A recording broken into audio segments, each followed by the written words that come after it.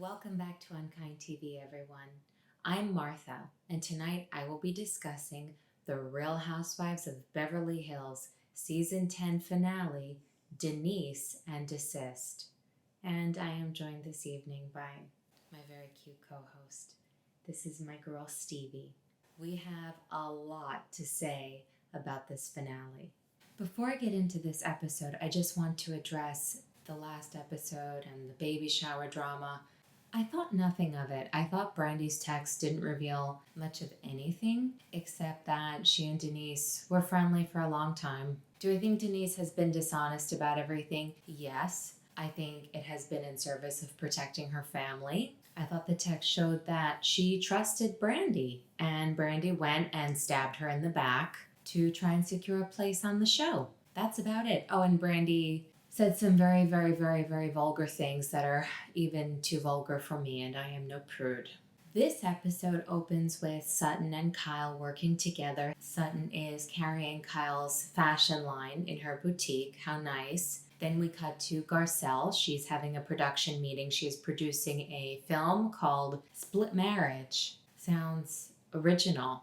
Then we visit with Dorit and PK. She's prepping for her party at her home. Dorit says that it means a lot to be able to have a party in their home since she and PK have been so maligned by the press regarding their finances.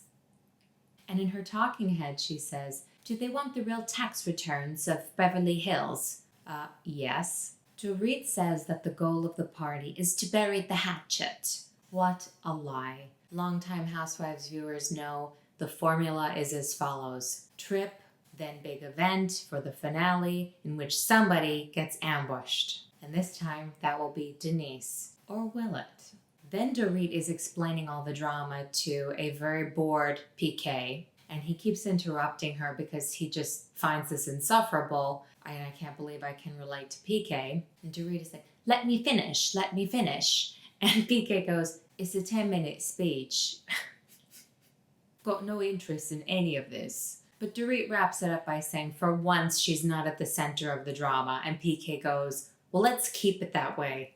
Then Lisa Rinna and John Mellencamp's daughter FaceTime with Erica Jane. Erica Jane is in New York. She's headed to Broadway. She's playing Roxy Hart in Chicago. All I can think of when they show Erica Jane headed to Broadway is how many young hopefuls have studied and trained all their lives to make it to Broadway, only to have roles like that go to someone like Erica Jane, who isn't very talented and had her career basically fabricated and funded by a very wealthy husband. She doesn't exist outside of the Real Housewives, but somehow she lands the role of Roxy. How sad for all those people who took out loans to go to NYU or Juilliard. That's how it goes. Then Rinna and Mellencamp's kids start talking about seeing Denise at this party. And Rinna feels like she hasn't been a good friend, but now she's starting to think that maybe Denise is the one who hasn't been such a good friend. And she goes, Denise made her bed, now she has to sleep in it. And sometimes the bed is made of nails and snakes. That's extreme. Lovely imagery. That sounds like the job description for joining the Real Housewives. We get our montage of the ladies getting ready for Dorit's party. There's really not much to say. Rinna arrives. She's wearing one of her wigs. I don't care that she's the Sybil of wigs. They all have names and personalities. Great. And she takes a dig at PK's non-alcoholic champagne. She says that champagne without alcohol is like sex without an orgasm. What's the point? While I get that the concept of non-alcoholic champagne seems ridiculous, as someone who doesn't drink, I would be willing to try it. Kyle arrives with her goon, the morally corrupt Faye Resnick. Kyle looks like Elvira, and Faye looks like she raided the leftover costumes from the Selena movie starring J-Lo. And then Sutton. For someone who has all these connections to Dolce & Gabbana, I'm shocked sometimes at how bad her outfits are. She's wearing what looks like a communion dress with all my grandmother's religious icons sewed onto it. It is not flattering.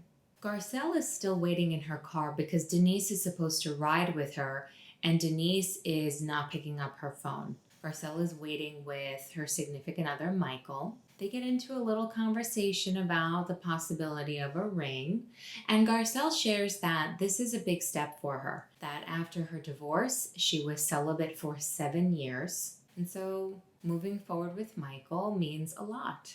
The tension is building because Garcelle continues trying to reach Denise, and you keep getting, your call has been forwarded to an automatic voice messaging system. Uh-oh.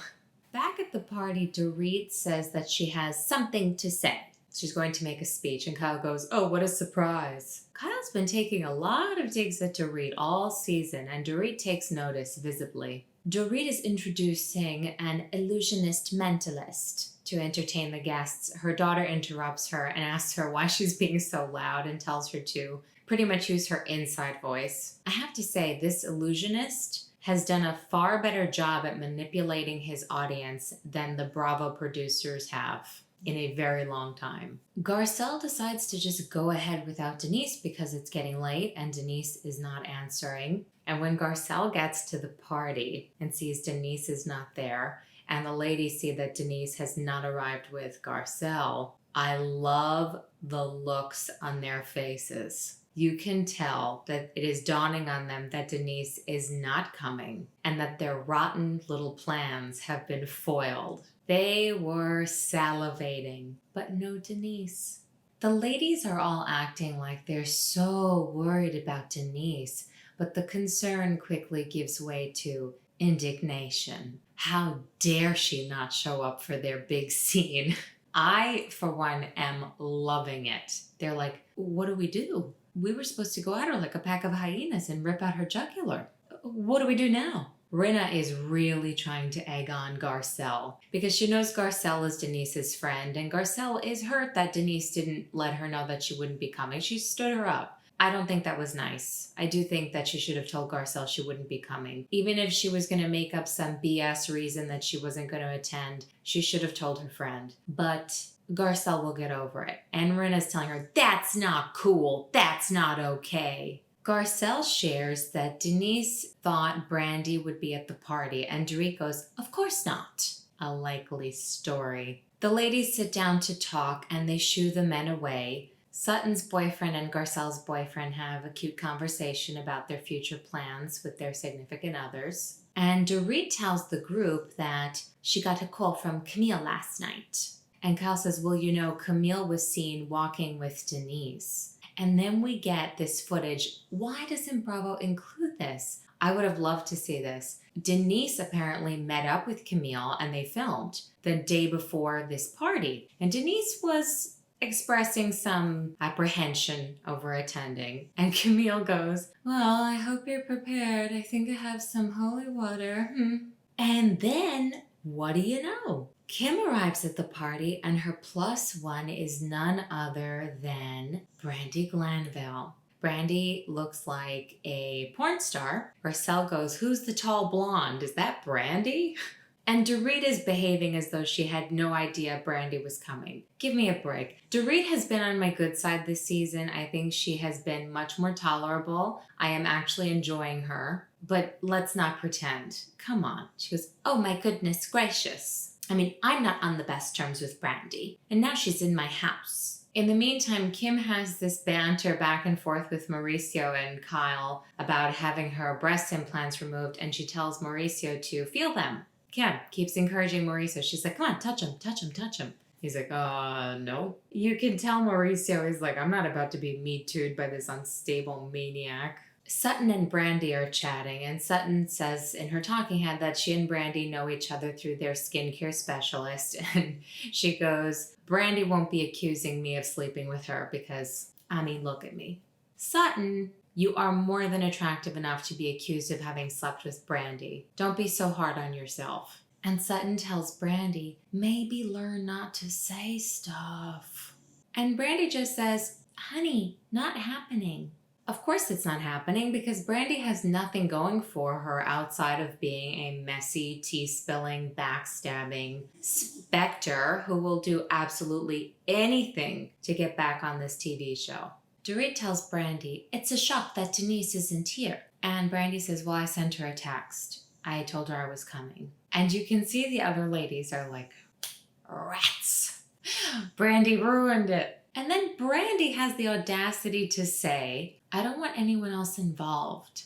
Brandi, Brandi, Brandi. Look, there are rumors, and some Twitter sleuths think that the whole reveal where Brandi said that she slept with Denise and all of that was actually filmed after the trip to Rome. People pointed out that you could see Christmas trees and other Christmas decorations in Kyle's house where that scene took place, and that the Rome trip was well before Thanksgiving. It's possible that Kyle decorated early, but I wouldn't put it past Bravo to have filmed something later. Maybe Brandi revealed this when she wasn't in a great state or she wasn't mic'd, and they thought, let's just do it all over again later so that we have something better to move the storyline along. My point is, Brandi saying she doesn't want people involved is absurd, because you revealed this possibly twice, but at least once on camera in a big way. Then you showed up and produced all your text messages for the entire group to peruse. Then you very graphically said,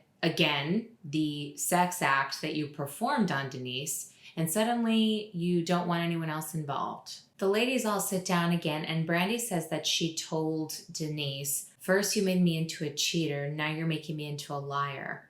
What the hell is happening? I like that Garcelle very pointedly asks one more time, Brandi, you had sex with Denise while she was married. Yes, I tend to believe Brandi. Garcelle says she doesn't really want to get into it more than that because she really would prefer to hear the truth from her friend rather than participate in the dirty games of the coven, and I respect that. When Garcelle is leaving the party, the producers start stirring the pot really hard. They must be so mad. They must be livid that Denise ruined this for them, because these end of the season parties are supposed to be the big ratings monsters for the network. And Denise blew it for them. So the one producer goes up to Garcelle and says, so she didn't get in touch with you at all? No. Well, we got a text from Aaron saying there was a family emergency. Wow, Garcelle, you've been the one defending her this whole time? And she bailed on you. That's ridiculous. And Garcelle says, it is ridiculous. All right, you know what? Let's give this producer a diamond, because already in 30 seconds, he has been far more entertaining than Baby Mellencamp.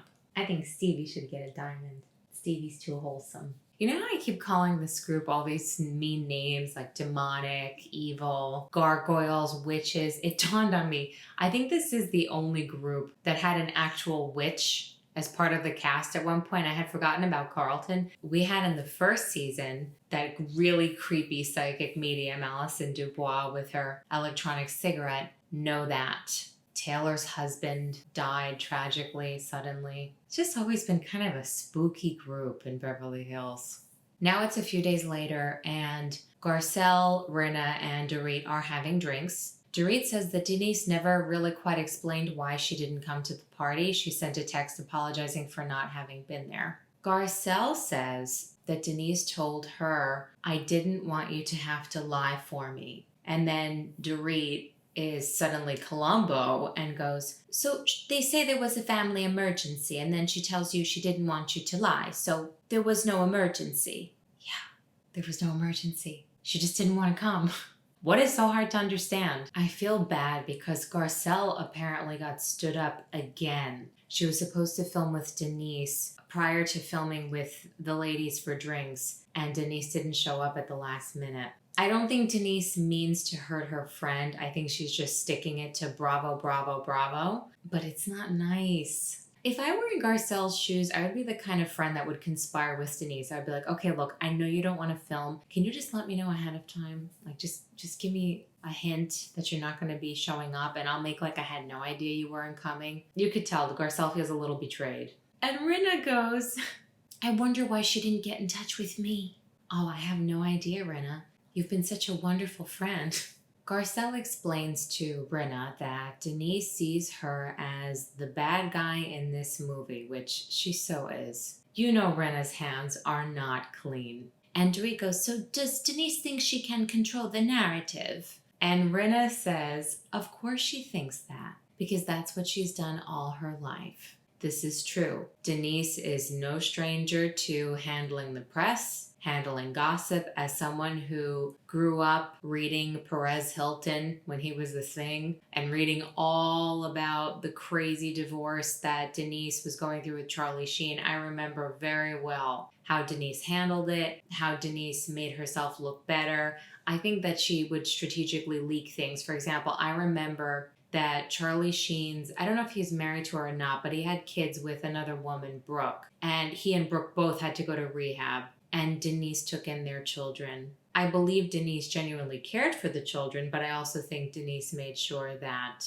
the tabloids knew all about it. So Rinna is not wrong here when she says Denise knows exactly what she's doing. And I think Denise was smart to do it. She took what they were doing to her and she flipped it on their heads. Rinna is really annoyed because Aaron posted a picture of Denise recovering from surgery. And the surgery had taken place 3 months prior to when it was posted. And the picture went up the day after the party. Rinna explains that this is called a sympathy post and that it was done strategically to make everyone think there really was a family emergency, but there wasn't. And you can tell the ladies are feeling like all of a sudden Denise is really manipulative. It is manipulative, but I believe she had to do what she had to do because she spent the whole season being ganged up on, and this was a bridge too far. And she's no fool. Rinna warns everyone that Denise is going to paint them all as mean girls. You watch.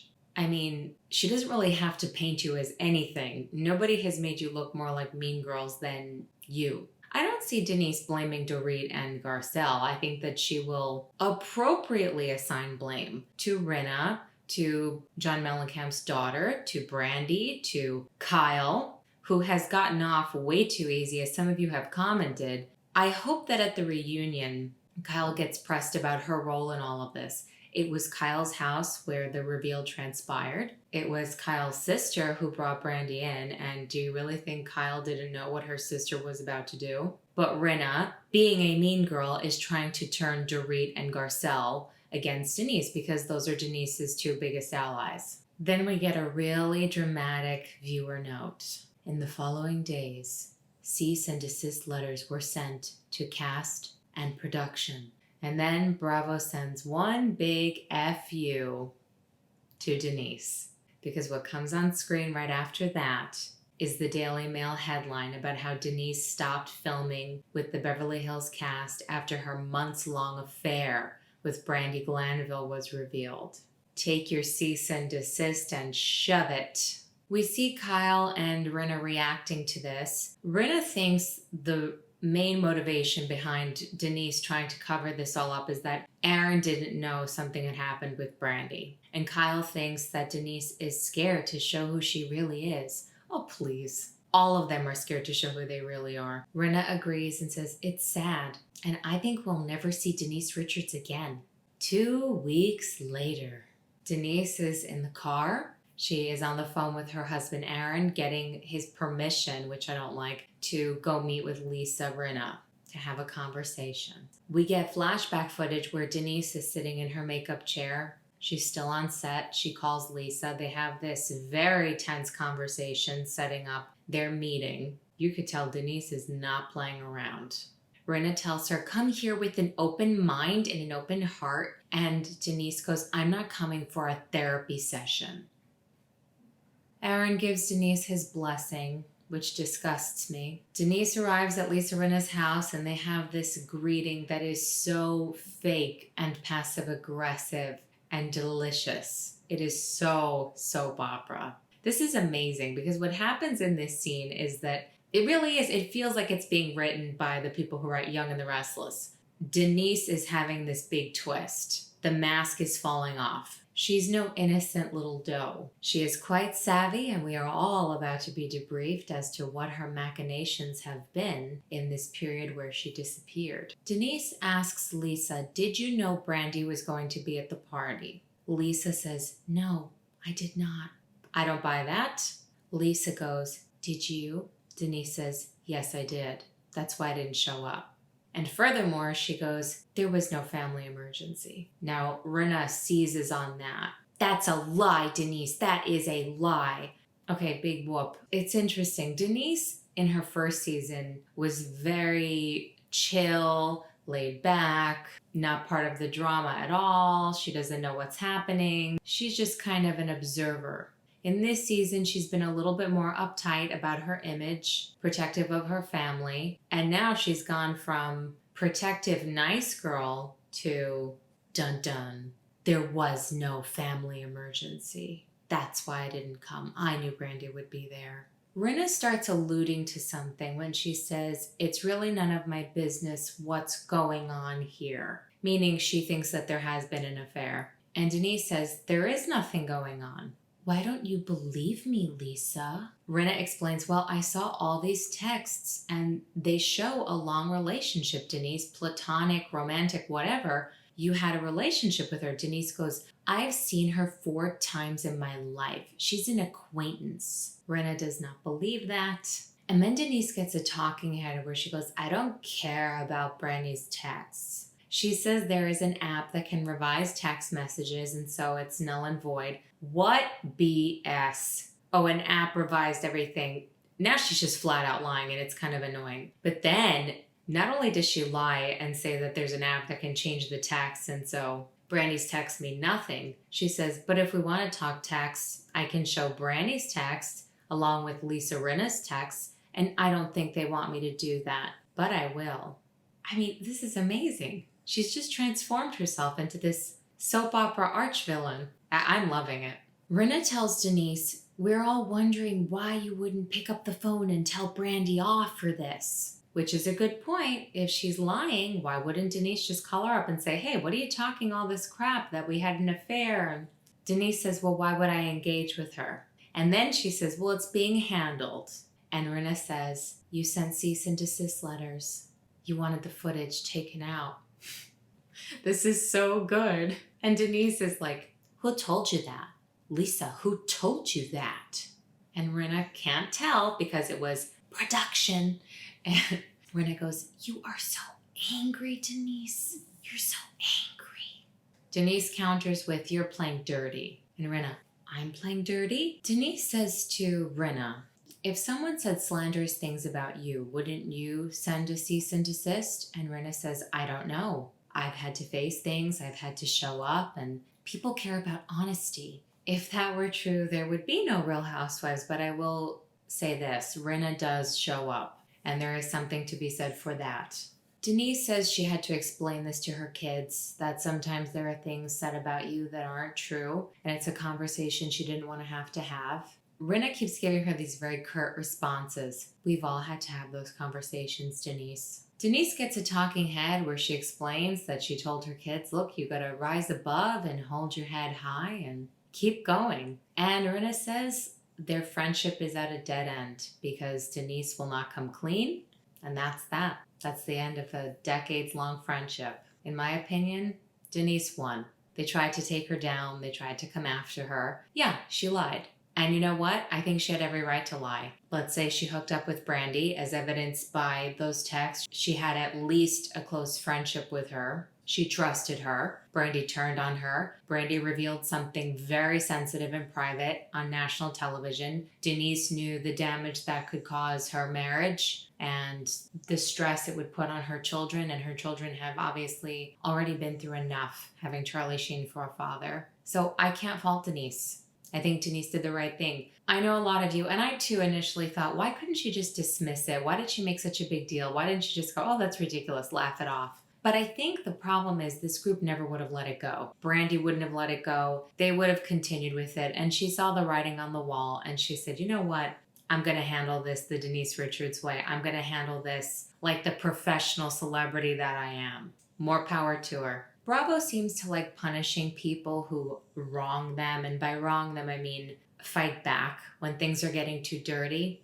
And Denise won. We end the season with the ladies going to see Erika Jayne on Broadway, and that leads us to their little end cards, which are bittersweet. Erika's run on Broadway ended abruptly because of the pandemic. Broadway went dark. We see Garcelle with her family. We learn that she broke up with Michael. She's playing basketball. She's holding up Black Lives Matter signs. Go Garcelle. I really hope we see her again next season. I've tremendously enjoyed her on the show. Teddy gave birth to a baby girl, Dove. All right, I still cannot stand John Mellencamp's daughter, but I am a sucker for babies, so congratulations, Teddy. I hope she's a happy and healthy little girl, and I hope we never see you on the show again. Kyle says the pandemic forced her to reevaluate things she can live without, people she can live without. How out of touch can you be? This has been so awful for so many, and it must be nice to be so rich and be able to just take the time to sit back and reevaluate things and find the silver lining in this crisis. You're not unemployed on a food line facing eviction with a family, but I'm so happy you handled your anxiety and went hiking with Teddy. Denise says you can be a wild thing and a protective mom at the same time, and doesn't that say it all? She was famously, for those of you who don't know, in the movie Wild Things, she is in a threesome with another woman. I think that was her little nod to the Brandi situation. And by calling herself a protective mom, it explains her actions. She didn't want her kids hurt, and she trusted the wrong woman. We all know Denise's picker is broken. Charlie Sheen is a nut, Aaron is a nut, and hooking up with Brandi was extremely poor judgment, but she did what she had to do to save face. Rinna made me nauseous by saying, I'm a truth seeker. And her card was something about how she's returned to her true passion of dancing on Instagram. In other words, her true passion of exacerbating her daughter's eating disorder. Dorit closes things out by saying that she's hopeful, that she's not afraid to be the one with an opinion and an island on her own, and she thinks the group can move past anything. And that was the end of the season. I don't think it was a great season. I very much enjoyed the finale, and I think the reunion will be good. Entertaining, at least. And I really want to know what all of you thought of the finale, so let me know in the comments. Give this video a like and subscribe if you haven't. You can follow UnKind TV on Instagram and Twitter. I will be back covering the reunion along with the Real Housewives of New York. And just a quick message to those of you who have been so loving and supportive to me and Stevie. We really appreciate it. I've been updating everybody on the community page as to what's going on with Stevie. She does have cancer. She had a biopsy and she needs surgery to remove that. In the meantime, we are trying to find out if there's any metastasis, and that will determine whether we go ahead with the surgery. But she was really sick, and now she's been having some good days. She put some weight back on. She's been more like her old self. So I'm holding out hope. She says thank you to everybody. She's getting a lot of love. It's been an emotional time, but I am immensely grateful for all the prayers and well wishes and your messages, emails, calls. It's all helped me a lot through this crazy time. We'll see. I don't think Stevie's going anywhere just yet. Keep rooting for her. Take care, everybody, and we'll see you soon. Bye.